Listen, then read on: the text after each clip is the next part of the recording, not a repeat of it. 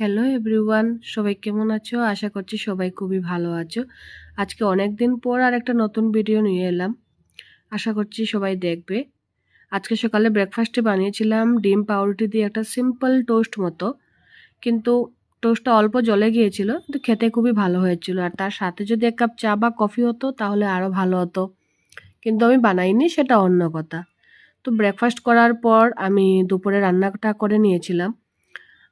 আজকে ঘরে অনেকটা শীতের সবজি ছিল, সব সবজি দিয়ে একটা মিক্স তরকারি মতো করে নিয়েছিলাম, যার মধ্যে আমি রেগুলার স্পাইসেস তো দিয়েছিলাম, আর একটা পেস্ট দিয়েছিলাম যেটাতে ছিল অল্প বাদাম, কিছুটা কাঁচা লঙ্কা আর অল্প আদা দিয়ে।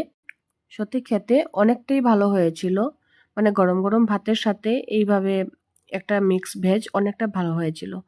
আর সাথে ছিল মাছের মাথা ছিল, সেটা দিয়ে আলু দিয়ে একটা হালকা পাতলা ঝোল বানিয়েছিলাম। যেভাবে নর্মাল বানানো হয় সেইভাবেই বানিয়েছিলাম।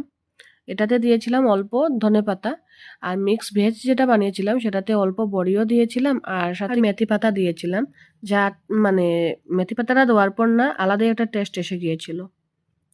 তো তোমাদের যদি আমার ভিডিওটা ভালো লাগে তাহলে প্লিজ আমার চ্যানেলটাকে সাবস্ক্রাইব করবো আর আমার ভিডিওটাতে লাইক করো। Tata bye.